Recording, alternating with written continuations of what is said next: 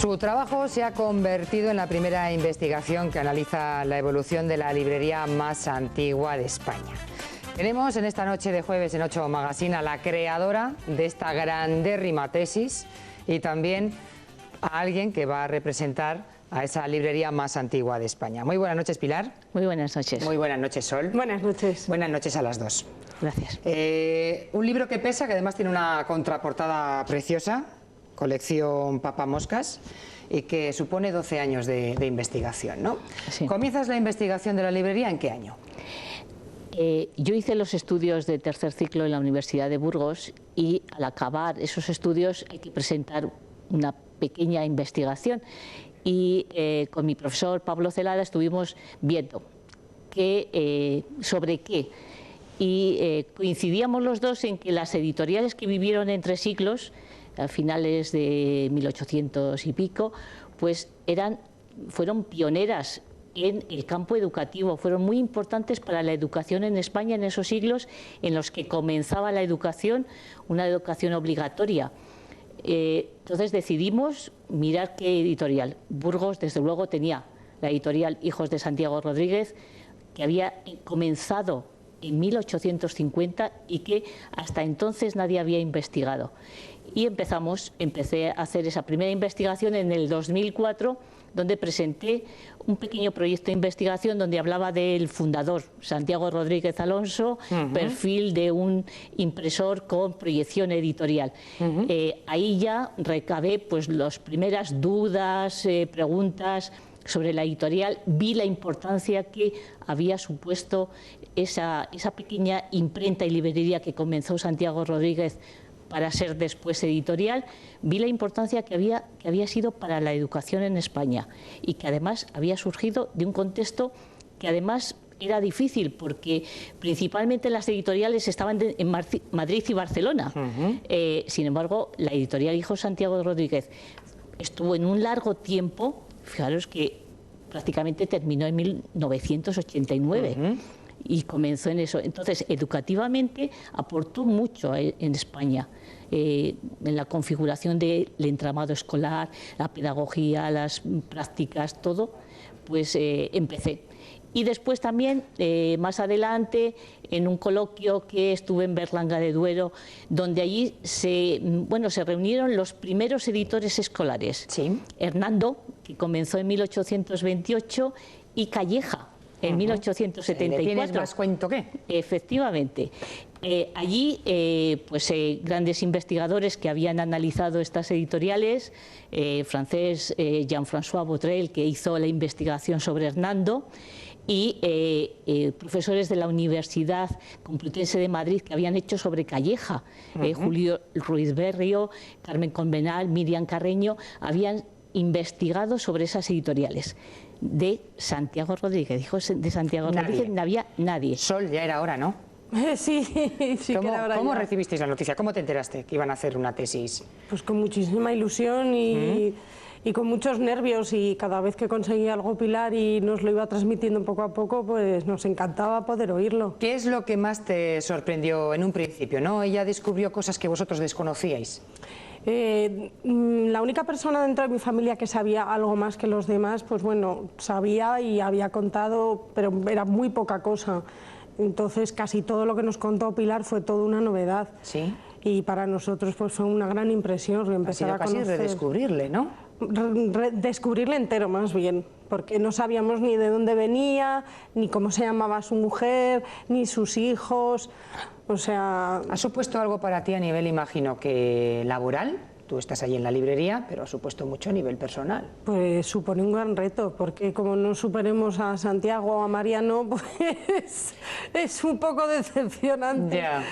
Pero bueno, saber todo el trabajo que ha hecho Pilar investigando y todo lo que ha descubierto, pues es un orgullo, ¿eh? Pero bueno, Sol, tú ya cuando hablábamos contigo, que hemos hablado en varias ocasiones sobre la figura de Santiago, siempre decíamos que era alguien innovador, que fue alguien único, que fue alguien que apostó mucho por la educación en unos tiempos donde el analfabetismo acuñaba a gran parte de la sociedad, y tú siempre eso lo has defendido, ¿no? Y lo sabías. Sí, y además todo eso que decía y lo defendía era básicamente porque lo conocía de la mano de Pilar, porque fue Pilar quien nos lo trasladó y quien nos lo hizo saber y quien cercionó. Además, pues intuíamos que obviamente había sido un hombre innovador, ¿no?, en su tiempo, pero desde luego quien nos trajo los datos y demás fue Pilar, y gracias a ella pues podemos sentirnos orgullosos. La tesis, el nombre en sí, se llama La editorial burgalesa Hijos de Santiago Rodríguez, en una acotación de fecha desde 1891 a 1936, análisis de los libros escolares. Especial incidencia en este tipo de libros, ¿no? Cuando hablo de libros escolares no me refiero solo a los que estaban en la escuela, efectivamente.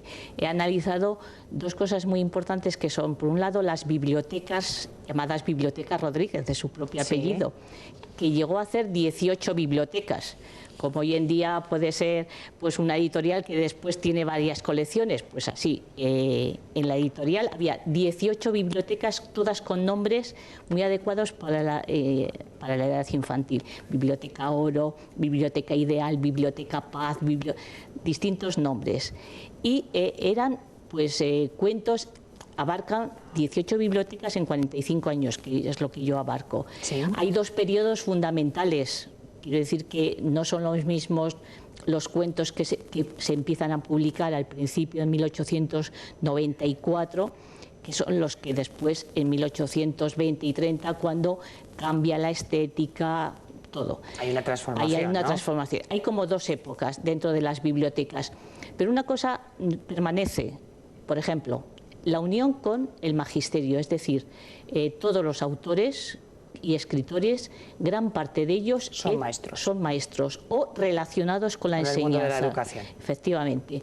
O después grandes literatos, grandes personas importantes. Sabía lo que elegía, ¿no? Efectivamente. Aparte de tener un gusto fino, sabía lo que elegía. Sí. Y sabía la bondad que iba luego a proclamar aquellas lecturas, ¿no? Y después otra cosa que yo también señalo en la tesis, que eran escritores, y después también puedo decir lo de los ilustradores, que es muy importante, tanto unos como otros, eran distintas ideologías políticas, sociales y de pensamiento, que es muy curioso, porque lo que se pretendía, tenía prejuicio a la hora de seleccionar. Lo que pretendía eran libros de gran calidad educativa, de gran calidad ilustrativa, era eso lo que pretendía.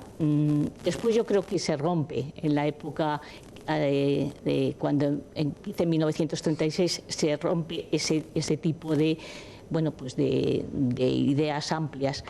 Y otra cosa muy importante, tanto escritores como ilustradores y escritoras, un número muy importante de escritoras. Sí, mujeres. Mujeres escritoras, que para esa época era algo romper el esquema, efectivamente.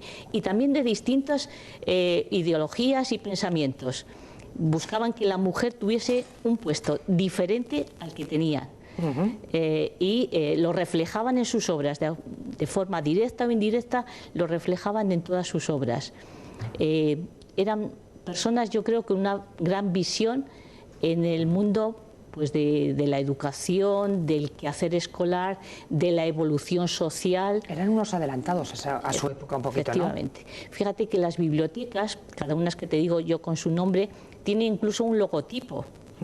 Fíjate que ahora decimos el logotipo de esta colección es tal y todo lo reflejamos enseguida, vemos el escudito no sé qué. Sí. Ellos para cada colección tenían un logotipo y ese logotipo es curioso porque reflejaban siempre, había niños y niñas en planos de igualdad. Lo estamos viendo además en planos de igualdad escolares.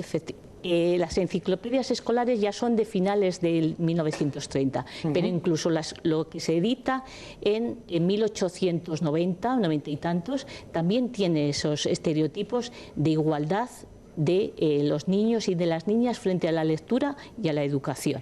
Pilar, ¿cuáles fueron tus fuentes de investigación, las principales? Mira, imagino que en más de una década habrás tenido un montón de ellas, ¿no? Tuve que empezar desde cero porque primero hacer un árbol genealógico familiar para conocer. ¿Contactaste ya con la familia, imagino? Sí, debido a que no tenían muchos datos. Sol se ríe. Pues tuve que acudir al archivo diocesano, Sí. a las distintas parroquias, para hacer un poco como la saga familiar. De hecho, en la tesis está todo un árbol genealógico de la familia. Un trabajo periodístico profundo. De muchas horas, efectivamente. Siempre compaginado con tu vida. Y efectivamente, De porque soy universidad profesora, y de todo. porque soy maestra.